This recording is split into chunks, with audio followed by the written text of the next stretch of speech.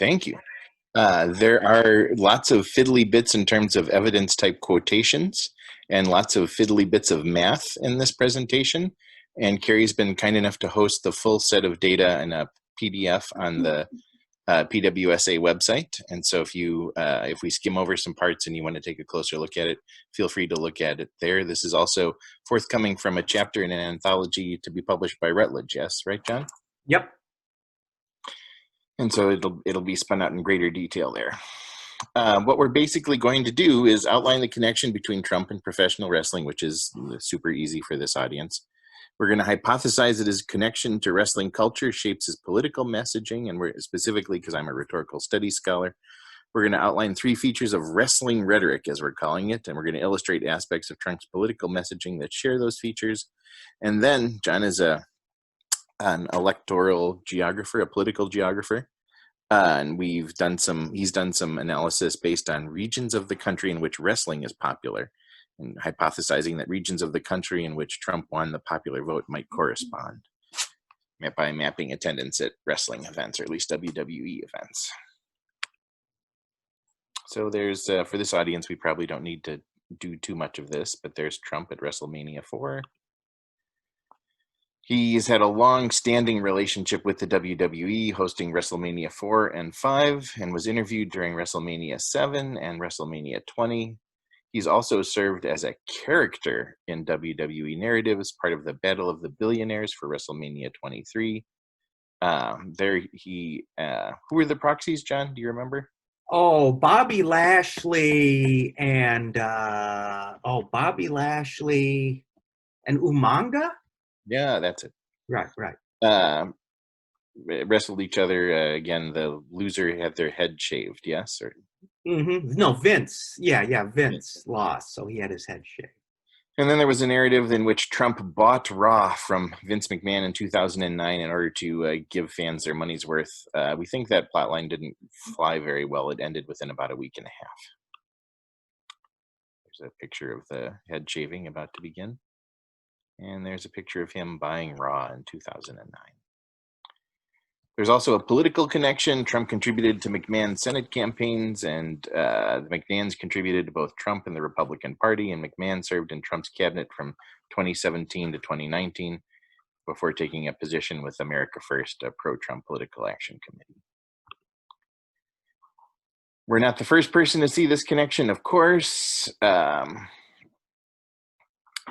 It is worth noting that basically in the election season, he provided cable television networks and Twitter with free content, and it's estimated that he got roughly $5 billion in free media coverage during those periods. We believe Trump received that media coverage in part because he provided content. He appealed to a segment of the American electorate the way the WWE appeals to the American electorate. There's another picture. We believe that he learns to communicate with audiences in part in his years affiliated with the WWE. As a presidential candidate, he deploys a wrestling rhetoric.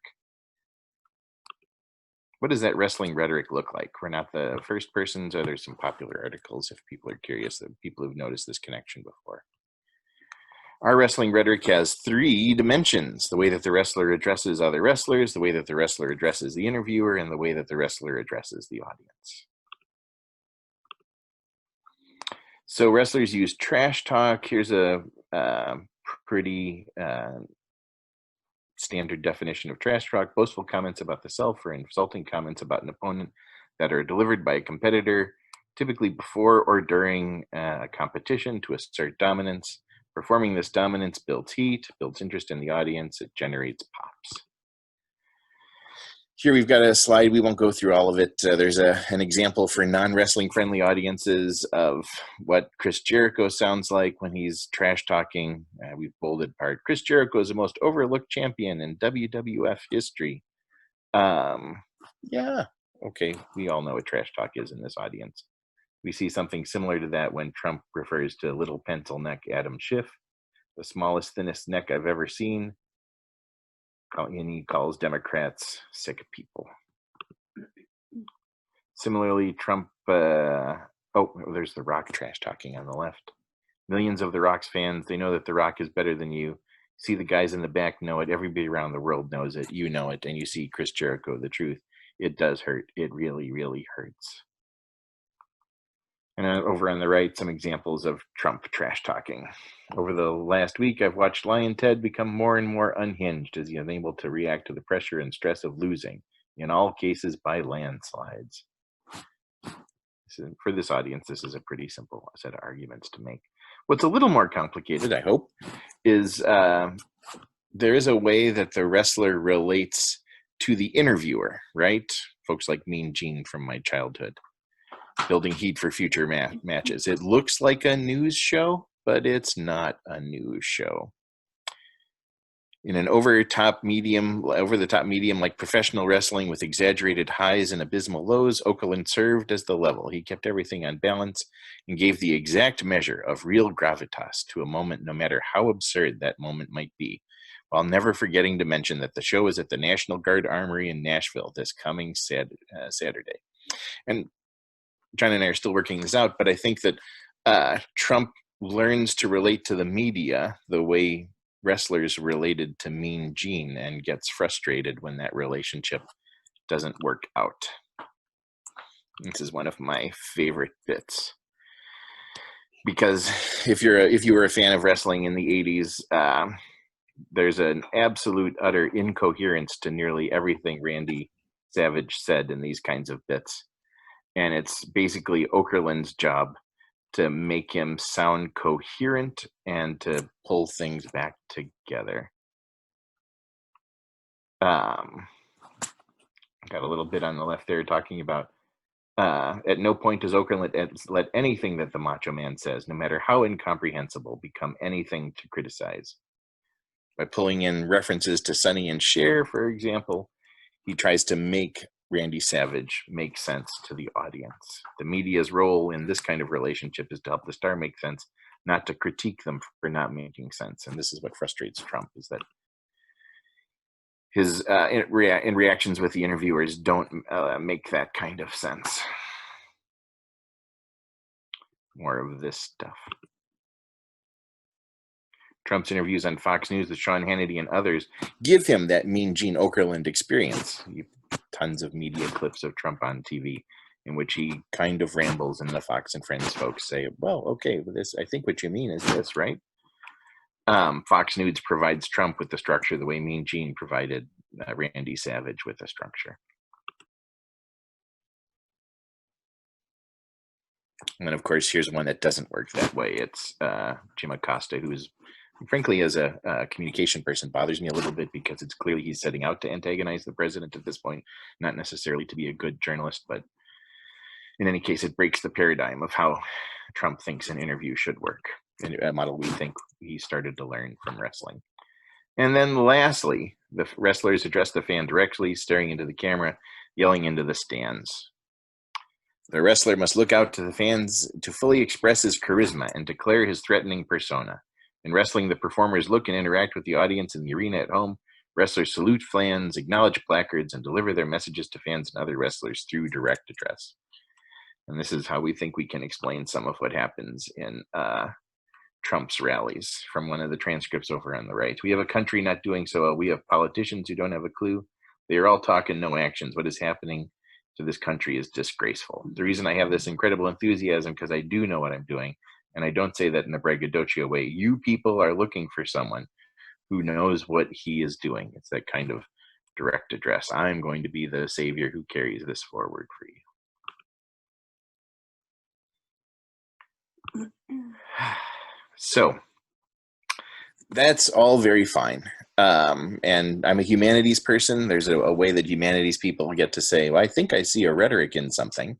They articulate that rhetoric, and they don't actually need to assert that rhetoric has any kind of causal relationship to the world, right? Doesn't make people vote one way or make people vote another way. It's a kind of humanities scholars often exist in this kind of unusual space where we can say critically insightful things, but we don't need to show how it plays out in the real world. That's why I'm grateful to have my colleague and friend John, who as a political geographer has been able to take some of these insights and track them against how things work. We've been taking the attendance statistics from WWE shows as tracked by the Wrestling Observer, and we take that wrestling performance and divide it by the population of the metropolitan statistical area of the venue in which the wrestling performance was held, using a standardized measure based on the attendance at the end in ratio to the population per area per 1,000. And then, would you mind carrying us through what this map is telling us, more or less? Yeah, we collected attendance data for 2 years because the presidential campaign, Trump started in 2015 and he campaigned till November 2016. What we did is, you see with these graduated circle maps, as David said, we collected wrestling attendance data and we created a ratio, how many wrestling fans per 1,000 attended. And if you can look, there are some communities, Bemidji, Minnesota, Danville, Illinois, not Tupelo, Mississippi, smaller markets where the attendance per 1,000 was much greater. And I can show you in a table. Next slide, please. Yeah. Where you see highest attending ratios. Beltrami, Minnesota, they filled their little civic arena with 2,500 people. The county has only 44,000, but their attendance ratio was 56 per 1,000. You look, Danville, Tupelo, San Jose, that's where they had WrestleMania. That's why it's so big. But what you can see, what we would call smaller and medium markets had a great more enthusiasm for professional wrestling compared to bigger markets. The next slide, you can see in bigger markets, Portland, Washington, D.C., Houston, Phoenix, much lower attendance ratios. It's just not as much of a big deal in Phoenix or Miami when the WWE comes to town. Next slide. Right, and then this is the voting. We looked at the metropolitan areas. I know this is kind of hard to see, but this is what we call proportional circle maps, where you see more red, Trump did better. Where you see more blue, Clinton did better. Next slide. Okay, so then we also did the ratio for 2016, right, up until November 2016.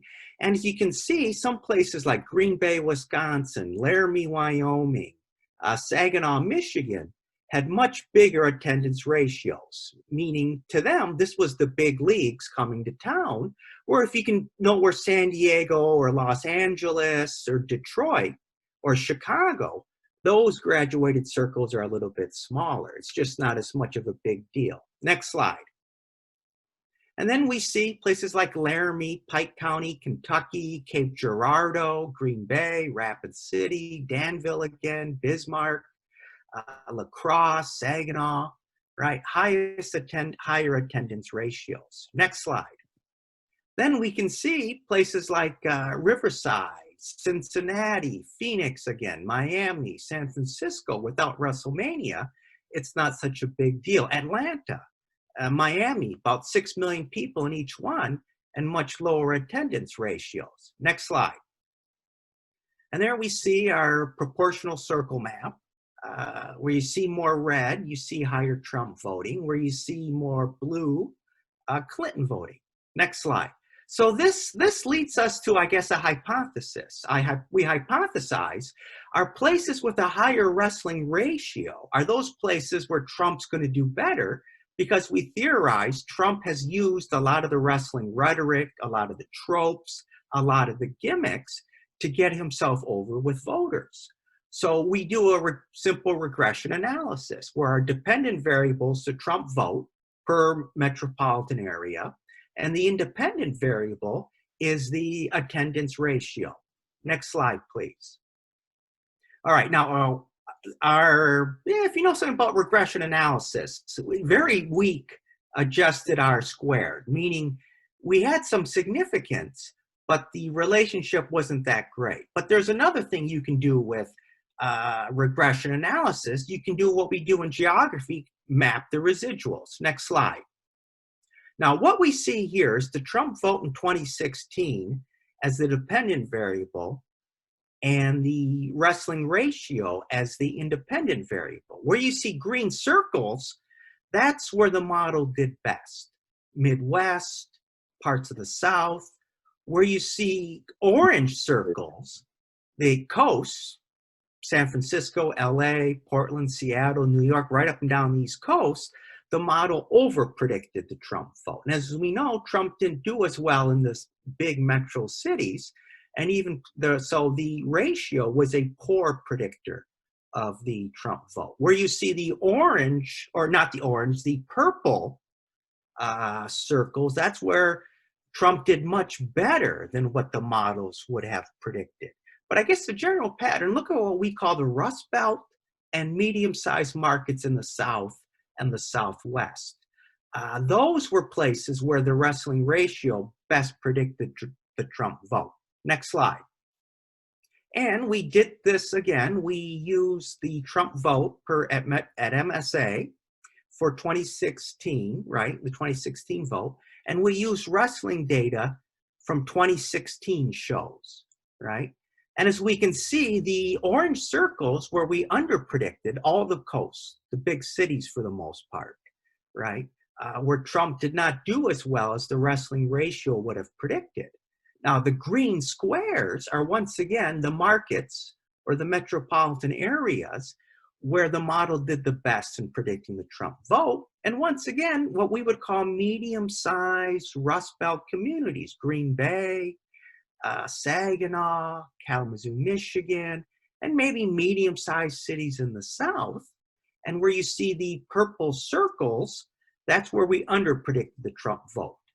Parts of Florida, Texas, Oklahoma, Trump did much better than what the wrestling ratio would have predicted.